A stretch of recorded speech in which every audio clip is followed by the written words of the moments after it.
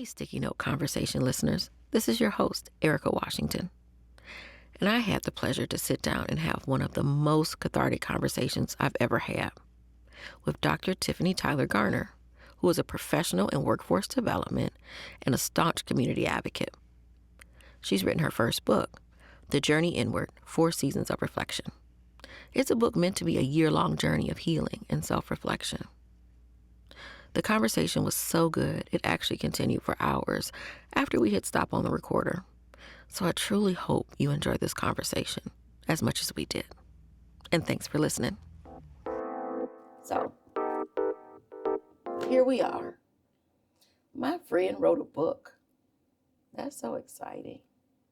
So, I want to start by first saying thank you for coming to hang out and in this little hotel room as we're doing these conversations, because I've been doing sticky notes for a while as an audio podcast, but trying to do some video and all of that in just different places that I am. So this is a start. I mean, we're in Vegas, but starting with Vegas and me doing certain things, certain conferences, that sort of things, that sort of thing. And so then we're hoping to be able to go on the road with it. So other conferences that I go to, that I meet people at, that we can, have some in-depth conversations about the work that they're doing and the life that they lead and all of that. But really want to start here in Vegas because, this is home and always will be a home for me. And also thinking about the people that I've gotten to know over the course of the almost 17 years that I've been in Vegas.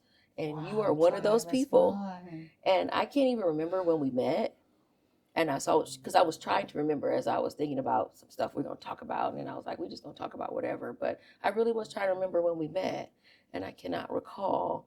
But the earliest memory I have of you, I think, would have been maybe at Nevada Partners.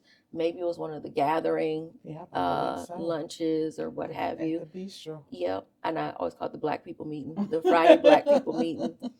So back when Sam Smith was still around, Yes. and then Rodney took over doing all of the conversations. And I feel like I learned a lot because that table was full of all kind of folks, elders and young folks and folks who've been, doing stuff in Vegas for a long time, like yourself, and then other folks who were newer, like me. And we would just have some really interesting conversations. I'll tell you, I do remember our first time. It was at a gathering, Mm-hmm. over a gathering, a great discussion over a meal, and I distinctly remember experiencing you as graceful, polished, Mm-hmm. very articulate, but with an uncommon resilience. You were there parenting your daughters. You were doing journalism, Mm-hmm. and you were just making it work. So the fact that you are heading Make It Work now, and that you not only through your advocacy center the experiences of women that look like me, but you were walking it out even before you took the helm of that organization, uh, is something that for me gives me a pride about knowing you. And so Oh. I was honored that you would ask me to come here to share today, especially after sharing that level of vulnerability in the book. Mm-hmm.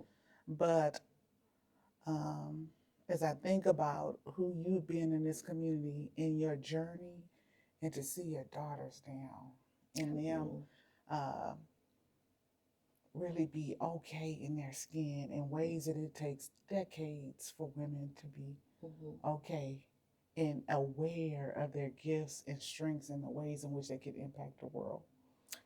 So every time you talk, I always feel sort of bashful. I feel like 'cause you speak from the heart, and I know you mean what you say, but you don't hear it very often, or at least that hasn't been my experience. And it hasn't been my experience. It wasn't the experience that I had growing up, right? And so, but it is something that I wanted to give my children. And so you saying, I was making it work for make it work, and I was, because I think probably when we met, I didn't have a car. I didn't have a car, and I was trying to still get around and tell stories and write stories about whatever was going in the community, and I just had to figure it out. And it was hard because Vegas is not a place to not have a car. Yes. It is not a pedestrian friendly town. It is not a public transportation friendly town. But, you know, it was just figuring it out. And figuring it out was also just meeting so many like really important people, and important meaning that they were just all trying to do something good. And I feel very lucky that I was able to meet so many do-gooders, you know, because you can move to a place and end up in the wrong part and end up only around folks who are doing the opposite of that, and all just dealing with all this internal trauma and then exploding it out on everybody else. Like that's completely possible but to move to a place sight unseen, and then Oh, to it was a sight unseen. it was sight unseen. Wow. Like we came once to find the place and we found a house, and then we came back and moved. Like that was it. I didn't know anything about Vegas.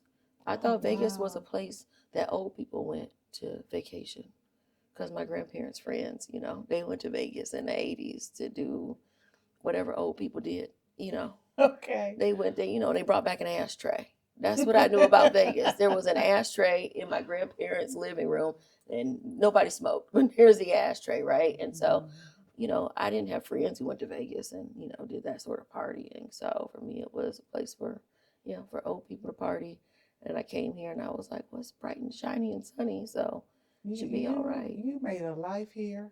I did. And then you pivoted from that to helping others have a life, which is one thing that I most respect about you.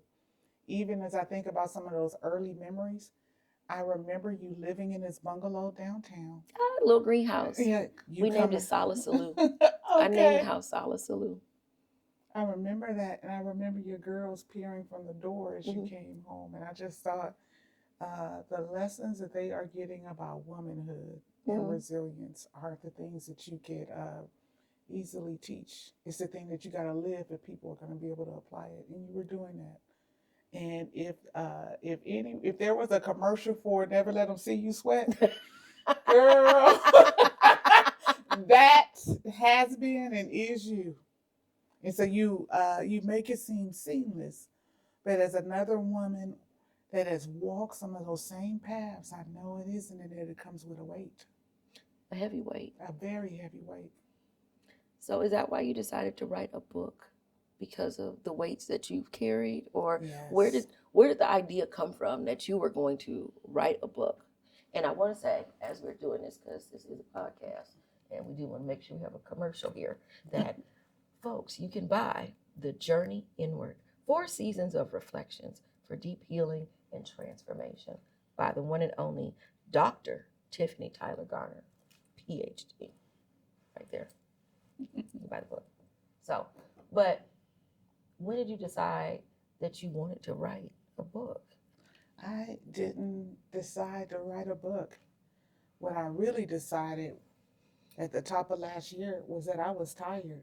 I was tired of carrying around the weight of so many things for decades and trying things and never really feeling better about what was happening to me or around me. And so at the beginning of last year, I had the gift of going to this group that a woman in our community held called a Women's Processing and Purpose Group, where she opened up with this exercise and asked everyone to define what is it to process? What is processing? And there were 2 definitions that really stood out for me. Someone noted that when something is processed, it's changed or transformed. And that also to process is to really get to resolution. And I thought to myself, I have spent most of my life carrying around stuff that hasn't changed and that I haven't gotten any resolve about. I will not spend another year making commitments to myself like New Year's resolution and not keeping my And so that this year was going to be about really getting to a place where I at least understood why I was able to keep my word and never say no to anyone else, but wasn't keeping my word to myself. And over the course of this past year, really began unpacking things and discovered that there were things that I was carrying around that had nothing to do with me. Also, including a duty to feel like I had to respond to every challenge or problem presented or observed. I feel like that's something that if that's a woman's affliction or a black woman's affliction, and I mean I can only say as a black woman that I have that affliction, and I know Mhm. other black women who have that same affliction. Like, what is that that we feel like we can't say no? Like, why?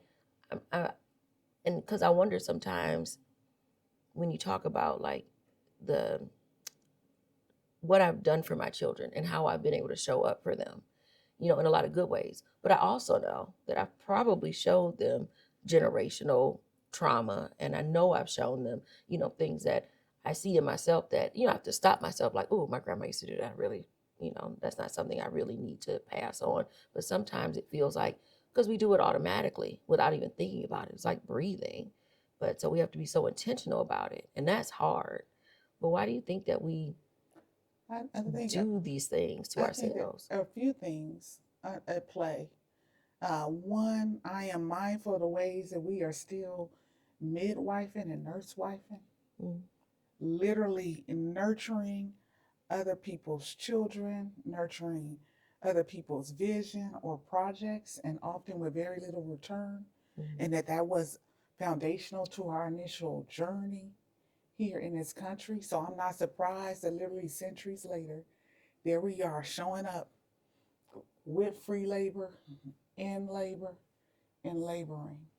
And oftentimes in ways that leave us last on the list or never hitting it. Mhm. And as I think about even some of the narratives we have around being a strong black woman, or hey, we know that this country has been saved on the backs of women or as a result of their advocacy, the ways in which our identity is reinforced for burning out ourselves. It's hard to escape it.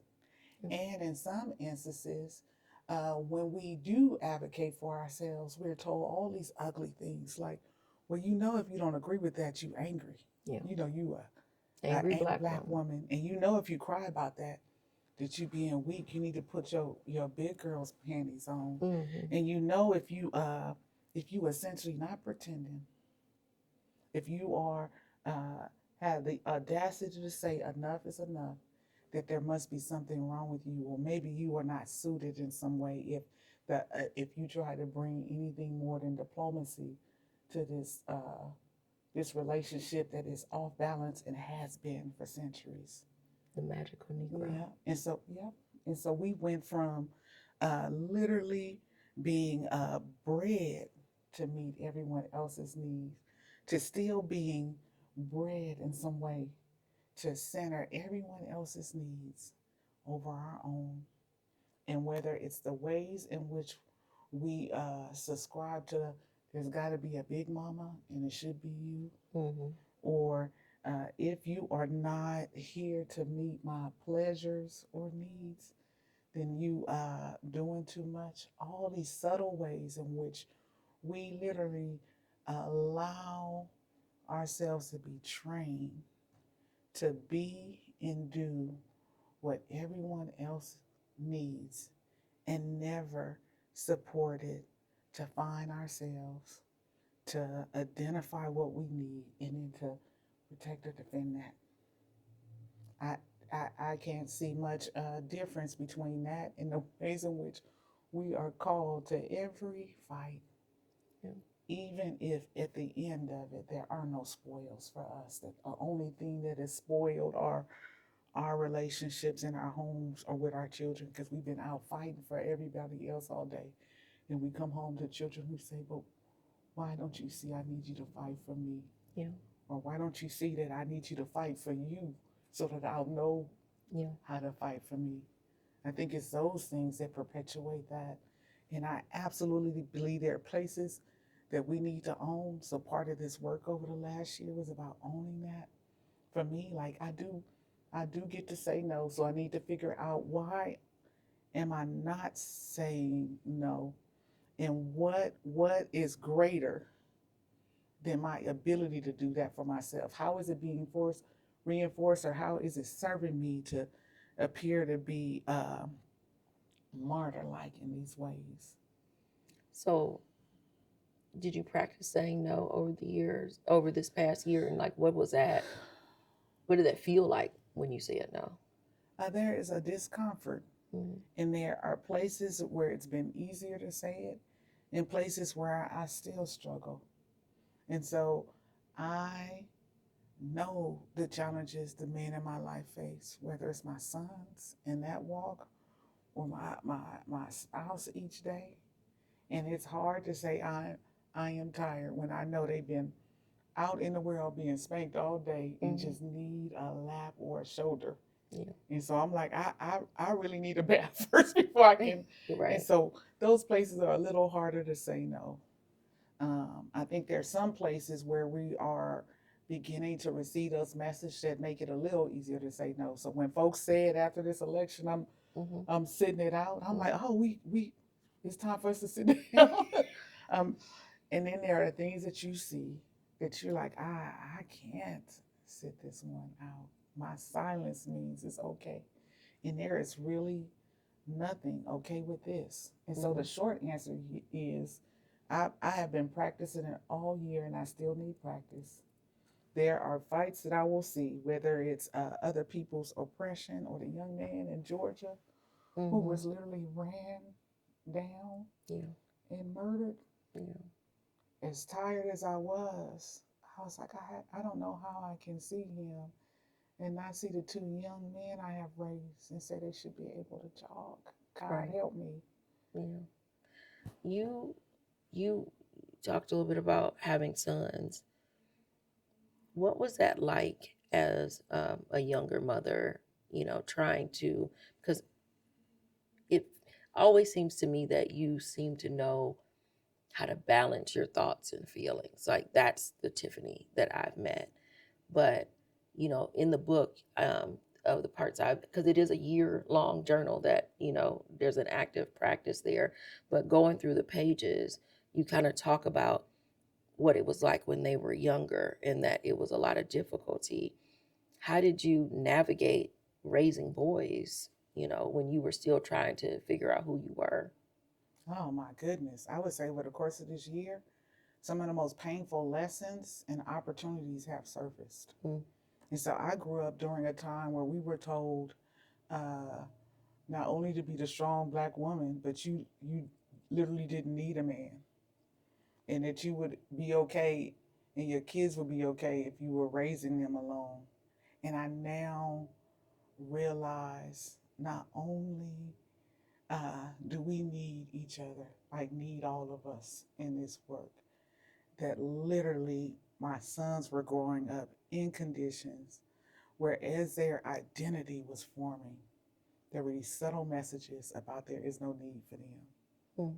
And how part of the work needs to be uh, accepting that I can't and shouldn't be doing it alone, and in ways that allow them to see their space and place in the world. I will tell you that over the course of this past year, my eldest son, for the first time since my divorce, went to relocated to California where his father lives and was living with his father. Mm. And within 30 days, both of them called me to say, oh my gosh, I can't believe how much we are alike. We are finishing each other's sentences. Mm-hmm. And I can't believe the ways in which we see the world similarly. And I thought, I have spent nearly 3 decades trying to parent out of him just who he was in terms of his personality. Because it was in his DNA, It because was that's his in- daddy's child. yeah. Mm. And that's okay. Mhm. Like literally, genetically, part of your identity or personality is aligned with his. Mhm. And so the ways in which they are much less risk averse or have a natural entrepreneurial spirit is I think about all the times I was trying to get him to behave as opposed to empower him to be the entrepreneur he was. Mhm. It reminded me of several instances where I got those calls as their mother and thought, can't you see I'm just trying to keep a roof over our head? Why is the school calling again today? And it would be for things like your son was selling your leftover chicken legs at school. And I'm thinking, do you know that was supposed to be dinner tonight? Right. What would possess you to take the leftovers out of this house and sell it? Or, hey, your son gathered $1 from every student Mm-hmm. and then had Domino's deliver pizza and then charged them each for $5 a slice. And I'm going, oh my gosh, in Los Angeles in this time, are you already on track to maybe be selling some things later Yeah. that's going to take So your so you went a different route in your head, not a route of he's an entrepreneur that was getting seeded angel funding so that he could then, resell at a profit. Your mind went more negative just because of like the stresses around and that sort of thing. And now I can go, oh my gosh, his father came here on an education visa, actually has an MBA, Mm-hmm. 2 other degrees. And when I met his father, he had a taxi cab franchise. Mm-hmm. So he has been in business for himself for over 60 years now. Mm-hmm. The fact that our son has been flirting with business Mm-hmm. since 2nd grade Mm-hmm.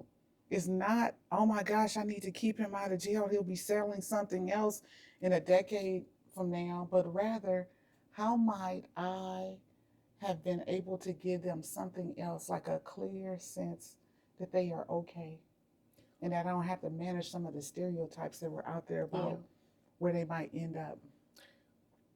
Why do you think your mind went that direction? Oh my goodness. I grew up doing Boys in the Hood, Mm-hmm. Baby Boy, during that time Mm-hmm. in Los Angeles, in the wake of the Rodney King riot, like literally when the riots happened, I had to have been about 8 months pregnant with my son. Mm-hmm. And so at the time that I grew up, there were these very strong, dominant images about what it was to be a male Mm-hmm. of African American descent in that community.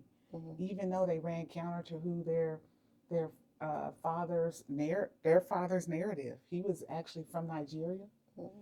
I remember being 6 months pregnant with our oldest son, driving down Crenshaw with him. They were attempting to pull him over.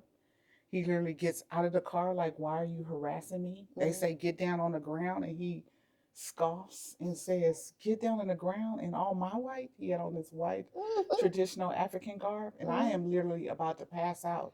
Right. I'm like, you are going to have both of us murdered. Right. But you could not tell his father that he wasn't not only capable, but more than capable and even superior. Mm-hmm. So even the complexity of they're not going to stop and ask you if you are Nigerian, right, or African American. Yeah, they don't care. Yeah. He was black. And some of those things. And so the time that I grew up in was one where there was a particular narrative being pushed in the community. And so, of course, wanting more for them and worrying about the possibilities, like literally growing up in a community where you were seeing young men victimized by gang violence and other things, couldn't help but worry. Yeah. And now I wish that I had had the space to, and this is something we all face. I had the space and resources to concentrate on the top of the pyramid. So, Maslow's hierarchy of needs, where they're like, if you are worried about food, shelter, and water, you never get to things like actualization, like who do I want to be? Yeah. How do I want to impact the world? What I want my legacy to be? No room for artistic Yes. creativity. I would say that was a challenge. That's what keeps us in a poverty mindset, though. It feels to me like almost on purpose. I think about, in that same vein, I've talked about it before on the podcast about my therapist reminding me of like any frustrations I talk about that I have with my children, and maybe how they're moving and how they're, taking on certain challenges or creating challenges for themselves that frustrate me. And she's like, well, but they have room to do that. And I'm like, well, I guess, but this could happen, right? But that's what she made me realize, is that she's like, you've been in this fight or flight for so long. like felt like you've not had choices, like you had to do this, like it's, kill or be killed sort of situation. Like Mhm. you're always in that survival mode, and they're not always in survival mode. So they have room to experiment, to try to, like, I want to do this or I want to do that, and not have a whole plan, because they also have a safety net. I am still always a safety net to a certain degree, right? Or where I can be. But they scare me with sometimes the things that they decide to do, but also they need that space so that they're not at the bottom of the pyramid and thinking that way. Because it's always the point, right, that our children are doing so much better than we are, and that they're not having to repeat the things, because otherwise we're never making progress if our offspring has to start where we started.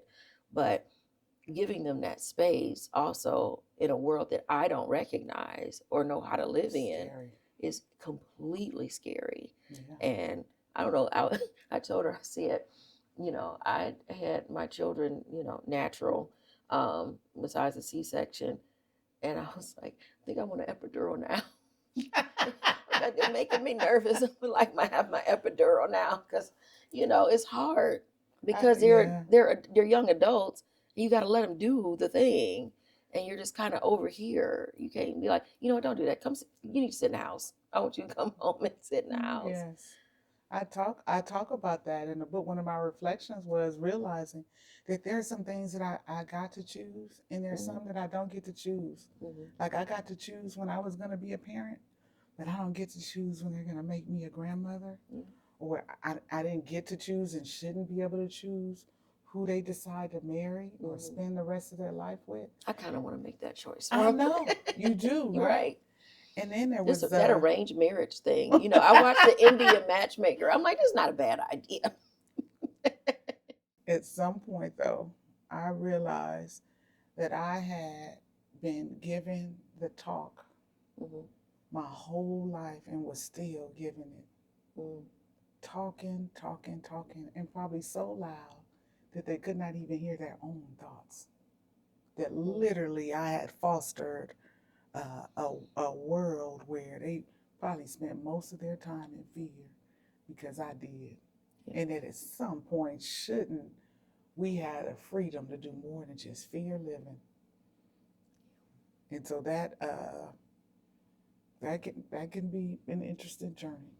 Hmm. Yeah, not only empowering uh, them, but watching them get to practice. Like I remember during this last election cycle, specifically hearing Michelle Obama say, "Well, we don't get to fail for it." And I thought, I have been managing the worst case scenario most of our lives. And shouldn't they have the gift of some other scenarios? And how might my life change if I wasn't always managing snake eyes or Right. the worst of the possibilities for them? And if I would have them fully realize who they are as the incredible men they are, will that happen if the only thing that I've taught them to manage is fear and not how to find their hopes or realize their dreams for themselves? Hmm. And what can we do as a community to do more of that for our children? Recognizing that in some respects there is a disproportionate level of risk that is a part of our lives, it appears. Yeah. Yeah, because I guess you can't grow without making mistakes and Yeah. learning from them. That's the Yeah. practice. Yeah. But it's still scary to watch them do it. I mean, it's scary for ourselves too. But Yeah. so when you were writing the book, and well, let's go back to when you took this class, and talking about, all the steps you needed to do. What else was involved in I guess uncovering, some of the things that you've been holding in or holding Mm. back. So we did that workshop together, and I just made a commitment on that day that I was going to start really processing through any and everything that came up over the course of the next year instead of doing resolutions. Hmm. And then there were some things that came up that I needed other people in my life to hear, but we had not gotten to a place in our communication or our relationship where they could hear it directly or we could talk about it one on one. Mm-hmm. That I felt like I needed to get it out of me and off of me. Mm-hmm. And so I began sharing or posting in hopes of like modeling something a little different. And as I did that, folks began reaching out to me to say, hey, where is that at? Or is that in a book? Or where are you reading from? And I'm like, I am not reading from anywhere. And folks were like, you should really consider writing a book. And then someone took the bold step of connecting me with a mother-daughter publishing team that specializes in empowerment.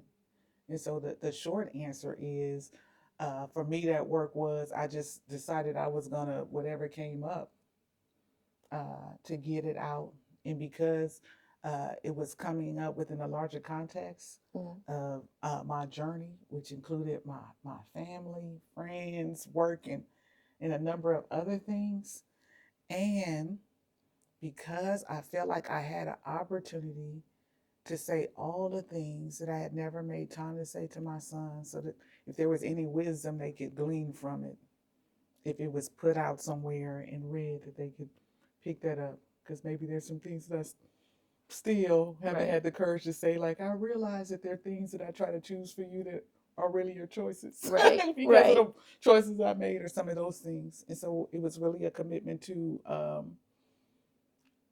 purging, releasing, and in sometimes assigning things. Like one of the epiphanies that came out of it for me was that I had been making decisions about my relationships based on some relationships I was never in. So what do you mean? I'm not the grandmother who got left by my grandfather. But I absolutely, at different times in my journey, had all the fears of do men stay. Why would I have that? Why did I have that? I am not the the I am not the folks that was in my parents' relationships. I'm just a product of it. Why did I have all the shame of what resulted in their relationship? Why had I allowed what I perceived as being shameful for them to be internalized as I am ashamed? I am shameful. And so how did you answer that? How did you answer the fact that why you took it upon yourself to hold it? In some instances, things get handed to us. Other instances, we don't have the awareness or development to realize not to pick it up. Sometimes the norms in family systems are such that they're like, this is what we do as a part of this system. And so I would say any combination of things. I think the harder questions for me to have been to answer is, now that I know better, why am I still? And so in those places where I'm like, and you still get stressed enough to go run the food, why? When you know that it's stress. If there are 4 other things you could do instead of stressing this way. Or you still let their feelings of inadequacy make you ask yourself if you good enough. You know that ain't about you. Why are you picking that up? Oh, you still feel like you got to answer to the stuff they calling you just because they said it. Why are you doing? You don't have to answer to that. Why are you? So it's this interesting, and I guess like anything, it's this interesting journey that gets better with practice. Yeah. But that makes me think about how folks will say, oh, you've changed or what have you, which change is good. We're supposed to want to change. But a lot of times it does feel like you're put into a box of like, this is who you are, this is who you are, this is how I see you.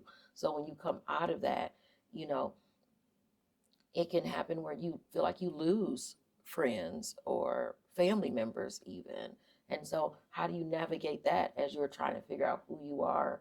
And then how do you know where that balance is? Because sometimes we lose folks because the season is over. I do know that. But other times it's like trying to know that you're self-aware enough that you're doing the right thing for yourself and that you're going in the right path. And so losing people is okay. And other times, people go off and people fall away because that person's a jerk, right? And so I don't know, sometimes it's like I feel like I'm self-aware, but I want to know that I am actually self-aware, and that even when I'm thinking about myself and what's good for myself, that I'm not pushing people away. Does that make sense? It does. So like there's that journey feels like sometimes the journey has to be selfish, but then I think, sometimes folks take it too far and you don't know like what you're supposed to be doing. Because I'm going to say it's not sometimes, it's all the time the journey has to have self-centered in it, which is very different. And very hard because we're Yeah. taught to not be self-centered. Like that's a bad thing. You thinking about yourself. Oh, you only thinking about yourself when we should, because ourselves matter. But that is really ingrained, especially in me. Like it's really difficult to center me, even Which when I is think different than being self-centered. true. Yeah, it is true, because you're also taught like your mom, the kids come first, and a lot of times in certain ways they do, like you want to make sure they eat and all of that, but we got to put our own oxygen mask on. Like I know all the things, but putting them into practice when there's these other people around who need you, that's hard. I will tell you that some of the one of the powerful lessons coming out of this journey for me is that I absolutely get to change. I get to change my mind. I get to change my approach. I get to change my perspective, my priorities. I get to change my philosophy, my beliefs. And it is easier to do that change when I'm actually thinking about the why I do it, and it's easier to sustain it. But one of the critical lessons for me was embracing the fact that I do get to change my mind. I don't care how many other times I've said yes. Today, the answer is no. And whether or not anyone else is okay with that, if I'm okay with it, and that I literally get to have all of my personhood.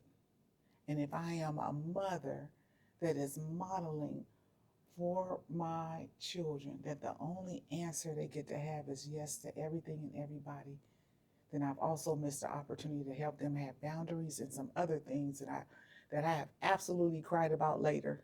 Yeah. By modeling for them that the only answer is to bend over backwards.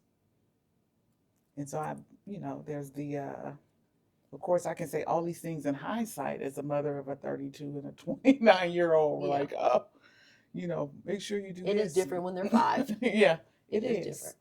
And the other piece is being comfortable that you did what you knew to do the best you could at any given moment. So this notion of going back and beating myself up over and over again for using the only tools I had at the time, I'm like, I'm over that. I'm over Monday morning quarterbacking, especially 4 decades later. Yeah. After some of Yeah, because you hold on to things like Yeah. the shoulda, coulda, wouldas, and all of that, and I think about something you said to me, that it wasn't even really the words, it was the moment that you just sort of pulled me inside, and you were just like, I see you, and I see that you are okay, and no matter what has happened to you, that you are okay. And I've seen it and I've been there, and we can hide behind it or we can feel ashamed about whatever has happened in our life, but everything is not about us. And it took me a long time to come to that conclusion that something somebody else does to you doesn't reflect on you so much, because that's how I held it. Yeah. Because I looked at myself as being smart and knowing how to prioritize, and being able to see people and see their full selves. And then it's like, oh, I missed something here. Like I missed a whole like other side of somebody who then hurt me, and then I was like, well, what did I do wrong? And not so much in that sense, because I'd heard people say that before, that they blame themselves, and I'm like, oh, they made me do it, or whatever. I didn't feel that. I felt like, but though, that I welcomed it or made it seem like it was okay, and I couldn't figure that out. Like, I couldn't figure it out, and so then I didn't know how to talk about it, and I didn't know what to do with that, and so not knowing what to do with um, both physical and mental and emotional injury to yourself by somebody who said that they cared. Like, I didn't know how to wrap my head around it. And so I certainly didn't know how to wrap my head around it and then have a conversation about it. So, you know, with you, I didn't feel like I had to have a conversation because it was just what it was. And that was very helpful to me. And I want to say thank you for you for that moment, because it was a lot. I so appreciate that, and thank you for sharing that. And as someone in that moment with you, I want to say to you, uh, let me say it this way. Another thing that came out of this year journey for me Mm-hmm. was that I was going to stop owning the way that others abused me as a result of their choices and decisions. Mm-hmm. And that not only did I not need to own it, that I was going to stop apologizing for it and start walking around in shame for doing the things that I should have reasonably done. It's reasonable for me to believe and want to trust you. Yeah. It's reasonable for me to open myself up to you loving me and it being safe. It is reasonable for me to extend my trust and loyalty, Mm-hmm. and to move forward in faith, and to stand in this relationship with a confidence that says we are married and I am here. Mm-hmm. That you didn't have the capacity or the skill or whatever was showing up for you, your trauma, and then you made a choice that injured me. I'm no longer going to take responsibility for you showing up as you did. And I'm also not going to continue to be in prison or punishing myself for your inability to manage this gift you were giving in this relationship. And so, from that perspective, there is nothing for me to apologize for. And I'm going to stop walking around like it's my fault. And I'm going to stop uh, trying to uh, have a reason or excuse for you doing what you did. I don't know why. Right. It's not. It's not my and it's not my responsibility right, to explain it, yeah. to figure it out. I don't need to psychoanalyze you. So you're right. I don't have anything to say to others about what you chose to do. Mm-hmm. And if there is someone that doesn't understand why I would protect myself, Mm-hmm. or love me, or had the courage to say, no, this is where the boundary is, or not, or I will not do this, then even there is not the relationship for me. Because someone who is at a place where they are really committed to me being okay and me being safe would need an explanation for why I said no to that behavior, those choices, or a relationship where that's consistently happening. Right. And so, like, really getting clear about that. Like, I will no longer take responsibility for the person that sexually abused me and molested me. And I don't care what family member it was. I will no longer take ownership for that. I will no longer take ownership for the husband that didn't know not to hit me in anger, or to call me out my name, or to financially abuse me by deciding when he would be a provider based on how he was feeling about it. Especially as someone who shows up every day, even on the days when I don't feel like it. And so for me to even have to explain to someone, I decided to be in relationship with someone who I do share values with. That should be understandable. So if I will go to work when I don't feel like it, or I will manage my diplomacy even when I feel like it, then I should be in relationship with someone that is like-minded, right? Mm-hmm. And so there shouldn't be an explanation needed for that. But I absolutely spent, oh my goodness, I would say 11 years in my first marriage, wanting my kids to have a father so much because I was raised by my mother, Mm-hmm. that I absolutely allowed myself to work around, make excuses for any number of things. Mm-hmm. And I'm now at a place where I can say it's okay that our capacity and needs were a mismatch. Yeah. And so some of the things that I needed, like the ability for us to disagree without being physically afraid, Right. it's okay. And so I can even release you to, but walk around in shame anymore for it, or keep making myself somehow responsible for Mm-hmm. any part of it. I'm not going to do that. Yeah, because I don't know any, or haven't heard of any abusers walking around in shame, in that way. It always feels like there is an excuse or a reason for, whatever physical or mental or emotional abuse that someone does to someone. And so they're never asked the question, well, why did you do it? It's always, why did you stay? Or why did you allow it? Or, why, why didn't you just, leave, or why'd you hit back, or whatever it was. That the question is always directed at um, the person that is inflicted upon. And I'm not using the word victim on purpose, because I don't think of it as victim. Like, I guess it can be, and it doesn't have to be necessarily a bad word, but it's not that so much as like you end up being somebody's punching bag for whatever reason.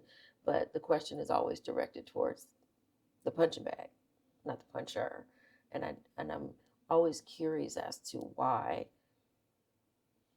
that seems to be how the community like responds, because I remember specifically thinking about whether or not I was going to have the conversation out loud. Like, I have this podcast, I have multiple podcasts, I have this platform in which I can have whole conversations. I advocate for folks around a lot of different issues, but this wasn't something I felt like I could have an in-depth conversation with anybody about.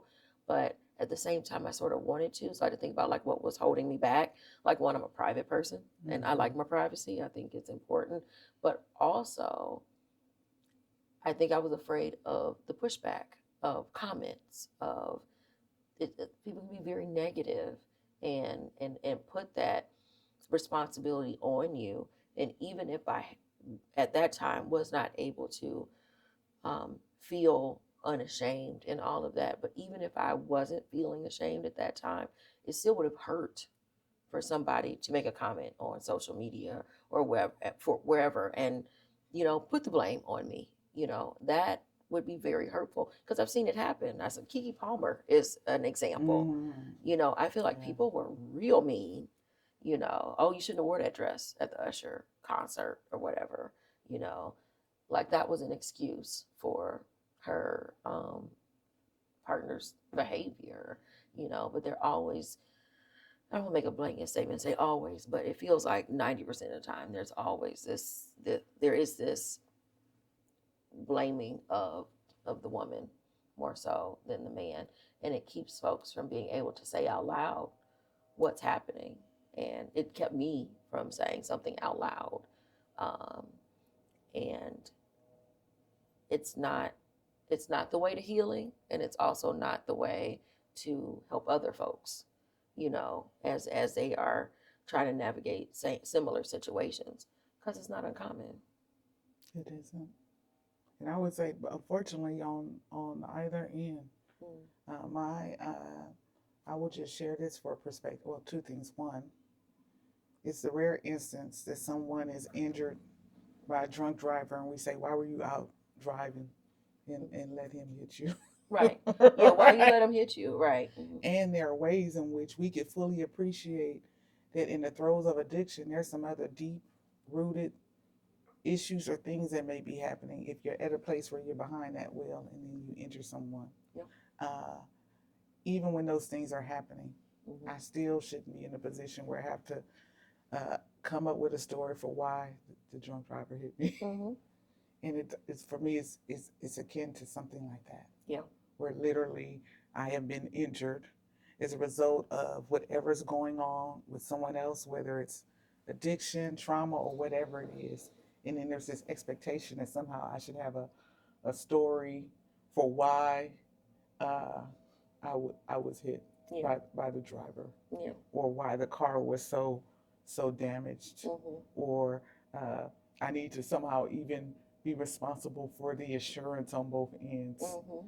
or the repair of uh, of my car as a Yeah. result of it, or some of these other things that we would never ask Yeah. if that was an instance. Well, why were we going to the grocery store Mm-hmm. when he was on that street? You Mm-hmm. knew he was going to be on that street. You Right. know, You know, I there's a actually I never. possibility for drunk drivers to be out because alcohol exists and alcoholics exist and people who make bad decisions Yeah. exist. So yeah, it's your fault because you know that they're out there. Yeah. Mm-hmm. And so just like that sounds Acting regressive. up. Yeah. Similarly, when you have been injured in that way, this notion that somehow the person that has been injured should have a rationale for the accident, the issue, or whatever it is, would be just as troubling. I also want to say transparently that my grandparents had a very turbulent relationship, and I mean turbulent to the point where she almost dismembered him, like dismembered uh, his finger. And there are these stories as a part of our family narrative of in her second or final marriage, Mm-hmm. her literally him coming home in the middle of the night after being out drinking and hanging out, infidelity, Mm-hmm. jumping from behind the kitchen door and stabbing him with an ice pick. Ooh. And so the narrative was our grandmother didn't put up with anything, and he was, men are out there and they don't honor you, they're out cheating. And uh, my grandparents had 6 children together, and so Mm-hmm. each of his children lament his absence in their life. As a mother now of sons, Mm-hmm. I can say if my son was in a marriage where they've gotten to the point where she has stabbed him and nearly dismembered him, Mm-hmm. I don't know if I would be saying to either one of them, stay for the children. Right. And so there are even ways in which we talk about these things that don't support anyone Yeah. to get the help or to do the work needed in those instances. And I will say that I have seen where there is, as people are trying to understand why these things happen, sometimes they're asking why to the wrong person. Yeah. Yeah. And that is something that we have to manage, unfortunately. Mm-hmm. And you know what? Let me back up and say it's not something we have to manage, but there is a temptation to. Mm-hmm. And so that part of it, some of the healing or work is I'm not gonna manage that. Mm-hmm. I'm not gonna manage to explain Yeah. why this And person yeah, chose that's what they where were I am. chosen. I don't. I mean, I don't have a whole lot of conversation about it in the first place, but I did. I feel like therapy and journaling and conversations, like all of that, is something that I did. But then there was this all of a sudden a point where I don't know, I had this aha moment that I was just like, oh no, I actually, you know what? I don't have to think about this all the time. Like I don't have to let it like loom over me in this way. Like it always felt like it was this thing in the room.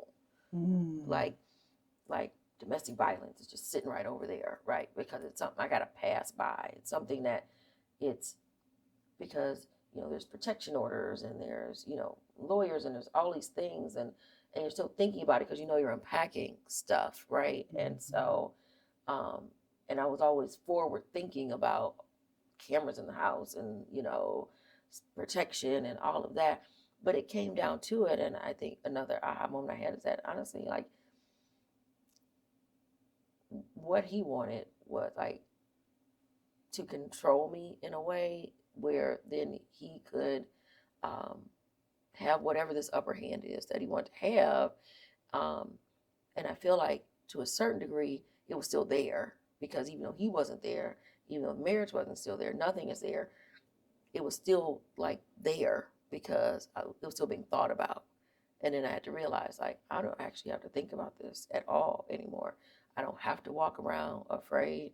I ain't afraid of you, because also I think, and once I got past the point of feeling bad about myself and feeling sorry for myself and, excuse me, feeling stupid, and I realized, oh, but I'm not, because I am all those things. I am loving and I am nice and I do care and I do want people to have nice things and, realize that someone's a gold digger and they just want to have access to things that you have. And I'm open and willing to give people access to certain things. But I wasn't stupid. I wasn't that stupid. I might have been, a little, I don't even know what the word is, but I wasn't stupid because what's mine is mine. And I protected myself financially. I protected my children financially. Like, I'm also a Capricorn. So what you're not about to do, what you don't mess with is my money, right? Like, you're not going to make me I've been financially unstable. Like, I've been financially unstable because of what life was throwing at me and what I couldn't play catch up on.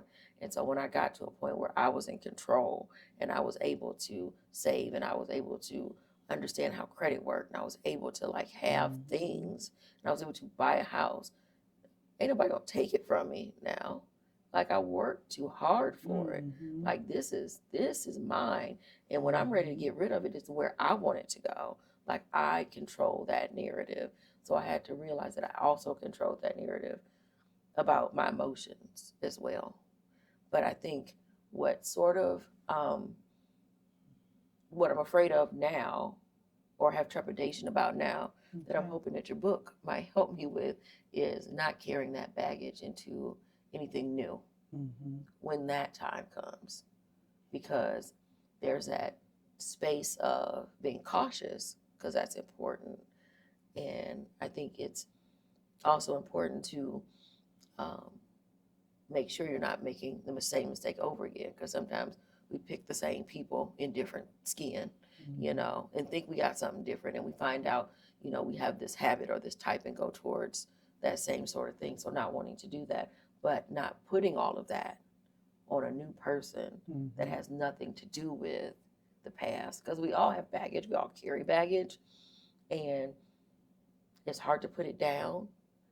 And some of it's there for actual good protection, but some of it will keep us from ever getting to that place of trust and happiness, because everybody's not a jerk. So I guess I'm wondering how you got to that place where you were able to put down the hurt and the maybe even over cautiousness you might have had to trust and believe in, the husband that you have now. There are a couple of lessons that came out of this year around these specific considerations.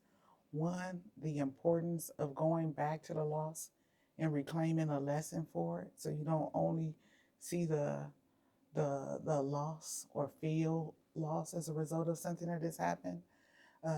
Two, making sure that you really work toward restoration, including your identity as a part of the process. And then beyond that, the ability to really, and I want to say, let go and from this place.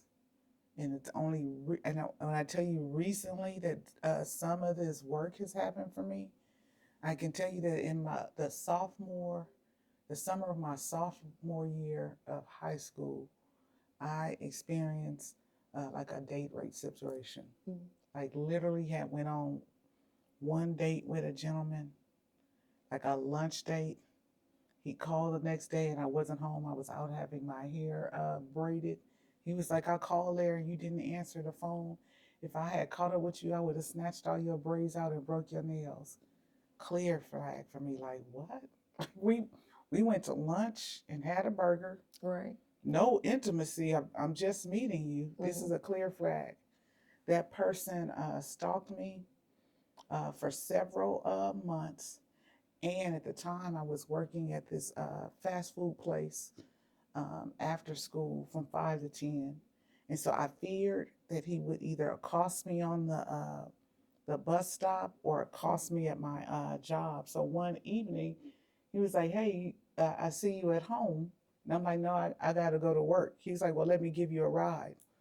And so I'm literally panicked, like, "Oh my gosh, I made the mistake of taking my mother's gun out the home, thinking I'll just scare him if he tries to do something to me."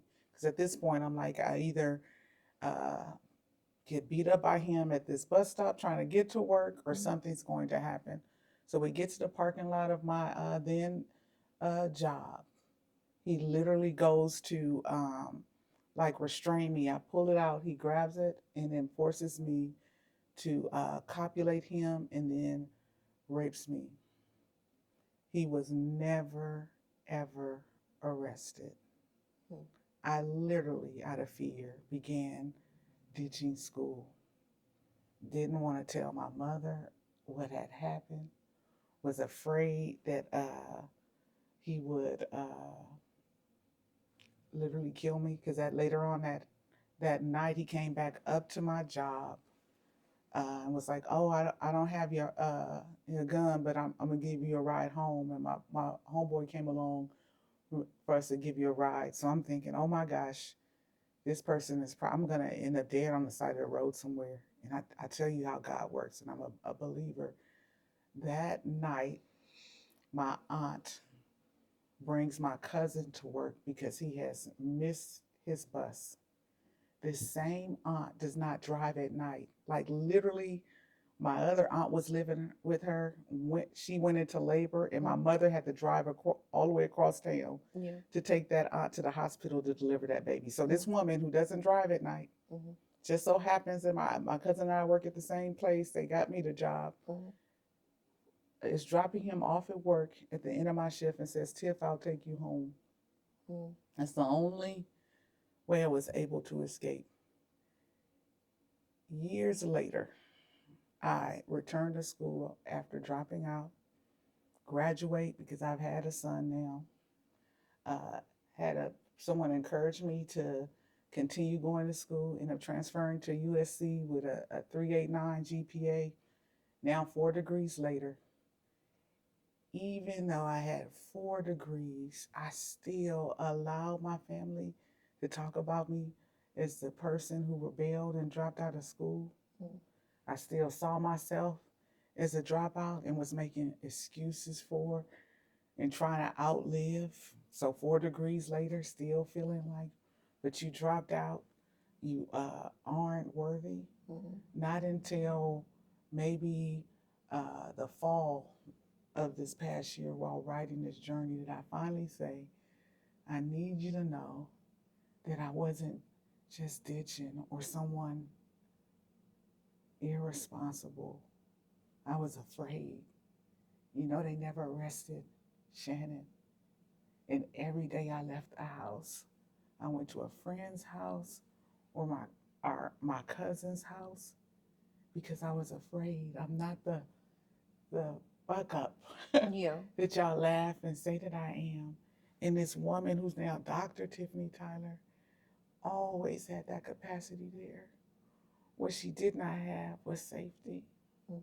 And so finally, decades later, degrees later, I'm saying I will no longer laugh about, adhere to, subscribe to this notion of how effed up a child I was. Yeah. And so this notion of going back uh, to not only reclaim your identity as an independent woman Mm-hmm. who had the wherewithal to protect her and her children financially, but also saying I'm not gonna live like this victimization. Yeah. And as a matter of fact, I know that I'm going to choose to love again. So now I'm doing the work to make sure that the other person doesn't have to live with, neither one of us has to live with this baggage that you tried to leave at my house. Whether Right. then I won't do that. I will say it's part of the work. And so the fact that you're already thinking about it and you're not allowing his choices Mm-hmm. to give you a title that you don't want. And so for years, I allowed the other person to hand me the title of high school dropout, Yeah. despite the fact that I've always had the aptitude or capacity to learn at the level that I did. The fact that I allowed everyone to laugh and even carry the weight of feeling like I was the black sheep, because I knew I had within me to be it within me to be scholastic. And just last year saying, after all that time, no, I'm not that person that we've laughed and tried to maybe be. I was a child in trauma and in a school system Mm-hmm. that didn't have the resources to see that and address it, in a family system that had had several generations of trauma and so didn't have the capacity to help unpack it. But I decree and declare this day, not another day am I going to laugh about it with you or be ashamed of it or walk around it. That baggage, that title, that thing has no space here. That's not who I am. At all. Did you after after that happened, did you tell your mother? Did she know? Everybody knew? Eventually, because I was in counseling, Mm-hmm. working through having been molested by my uncle. And I told the therapist, and the therapist called my mom, was like, you need to go pick up Tiffany from work. So I went back to work, continued uh, working and everything else, and was like, she needs to have a conversation with you. Unfortunately, my mom had moved to California when I was 10 months old. Her and my aunt were roommates, and someone broke into their place at gunpoint and violated them. Mm-hmm. And so it literally brought up all that trauma. And in particular, the piece of, I never wanted to see one of my children experience that, and I could not keep my daughter safe. Safe from my own brother, and now safe from whoever this stranger was. And so if you can imagine the compounding of that kind of trauma in a family system, and we're talking about, and when I say one of the most resilient,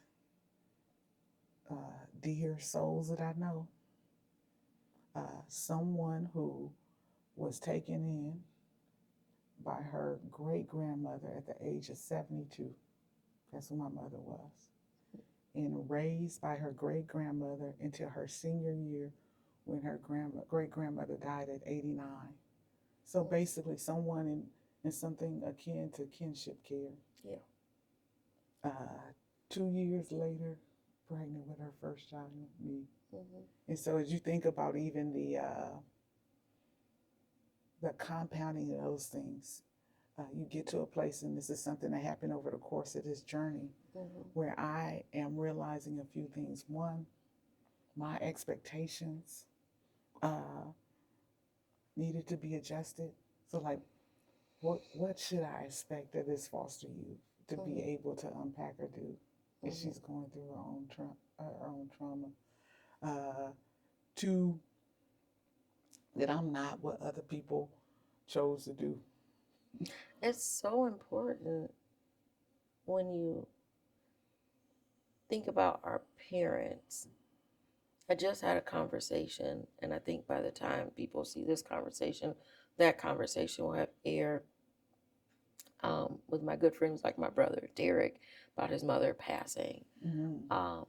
And we were talking about what life is like as orphans and all of that now. And, you know, I did not have a close relationship with my mother. Like, we had a very segmented relationship for a lot of reasons.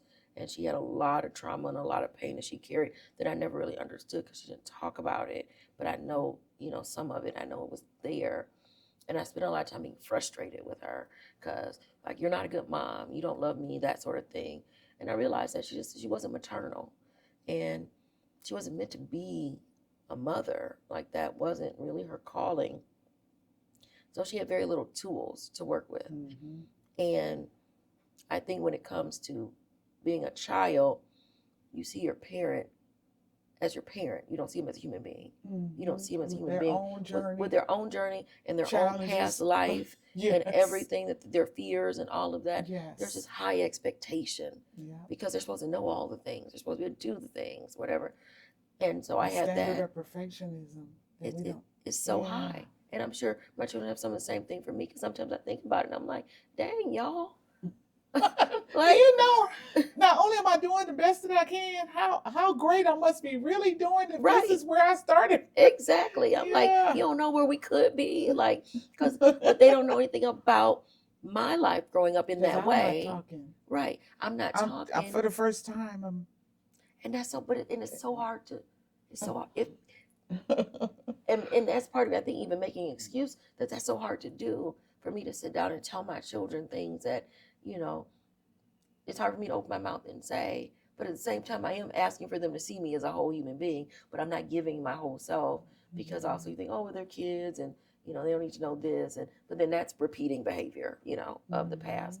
But what made me think about you talking about your mother and her past traumas and how things must have affected her, and you're trying to tell her about what's affecting you, but then her not being able to be there the way you might need her to be there because she's got this. And so this generational thing and sexual assault especially. Yes. You know, my mother was also sexually assaulted um, by a group of people. And I know this story because when she told me in a very like angry way. Like she didn't like sit me down and tell me this happened. She said it in a way that I think probably the only way it could come out of her mouth, and it scared me, you know. And I think she was also partially trying to scare me because she was like, I don't want you to be out in the streets, going places and doing things. And she's telling me this thing had happened to her, but I didn't know what to do with it because I was young. I was high school, early high school. I didn't know what to do with this information.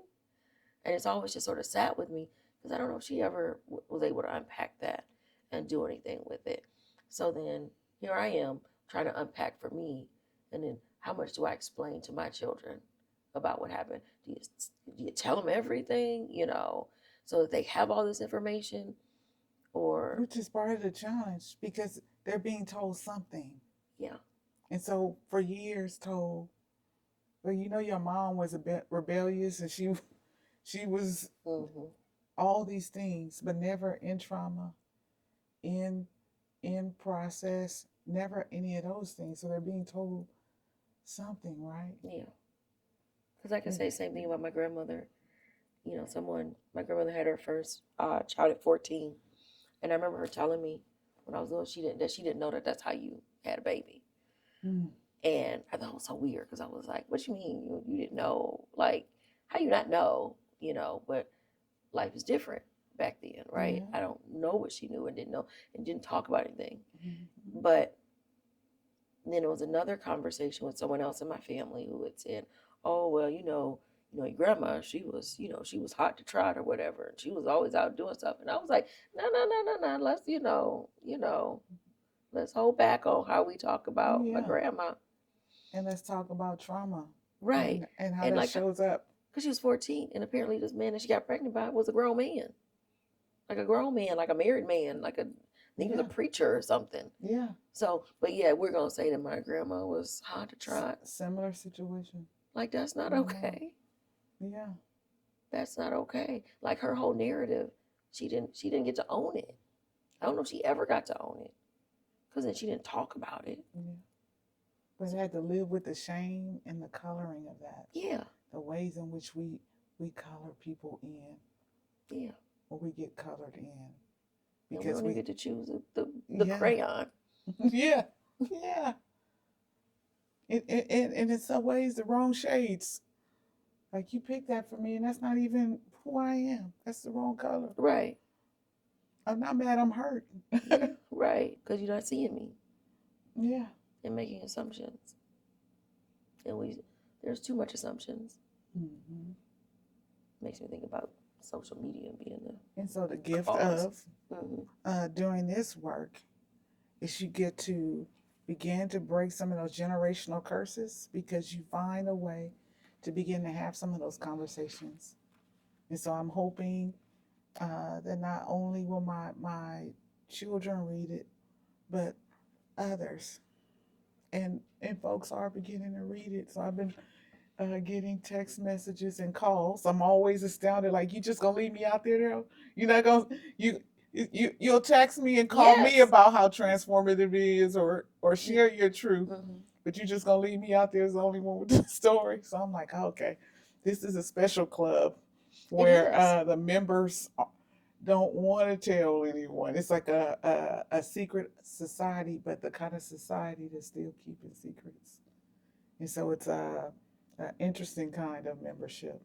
And so I hope, as a part of the journey, that folks will begin to have the safe spaces to find themselves and to heal. And so I'm like, okay. I know. I think that's beautiful. I want to make sure, because there were two little notes I made with my little sticky notes here that I put on my glasses, because now I need glasses. Do I need to get my book? No, you said chapter 6, what is making peace? Oh, okay. And you say, I always thought it was accepting what happens. Yesterday I discovered a new definition. Making peace is about accepting whatever happens. It's not about accepting whatever happens. Rather, it is the acknowledgement that something has happened and a commitment to doing what can be done in its wake. Mm-hmm. I thought that was really profound, because I don't know, a lot of times when people talk about making peace and forgiveness and all of that, like, I struggle with certain things, because there's making peace and not holding like anger, but there's also this place of where I'm not actually about to forgive you for what you did, but I got to let it go and move on. And so I've struggled with, like, well, what does that actually look like? Because some people say you got to forgive the other person. And I don't know what that means when someone's trespassed you in a way that you got to forgive them. Like, not, and I understand forgive and not forget or whatever doesn't mean you have to let them back into your life, but even sometimes the forgiveness part of, like, because I don't know, I just struggle so much with that. But I think about with this making peace, it's like, so what is, you acknowledge that something happened, and now it's like, so what now? Yes. Which was another lesson that came out of that. And I can tell you some clear examples for me where it was like the other way of thinking about making peace was never going to allow me to have it. So if peace was me forgetting or saying I'm okay, or I guess I'll just live with that, like, I probably was never going to be able to make peace in that way with the ways in which I was violated.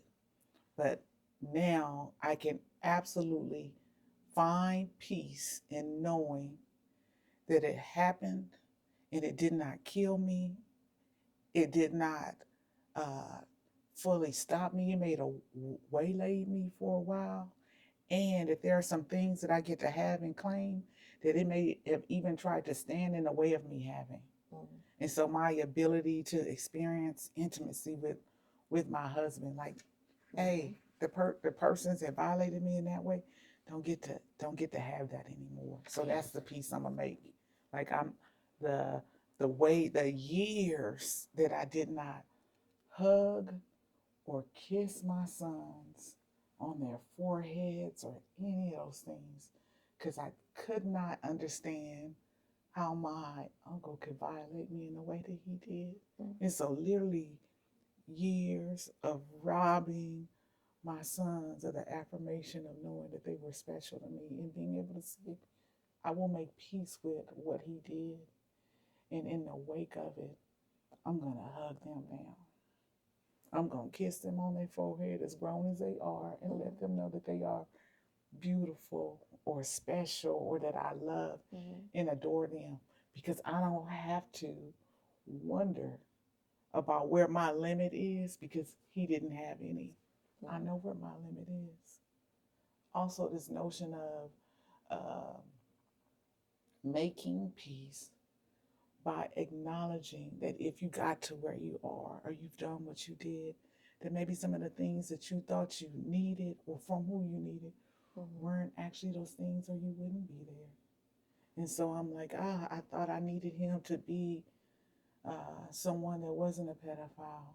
And for years, because we did not talk about it, I thought I was the only one in my family. And so I spent a lot of time going, what did I do wrong? Or why would he have done that? Was it something I gave off? Only to finally say something maybe about 5 or 6 years ago and discover that it was like maybe 6 or 7 children from that generation and one for decades.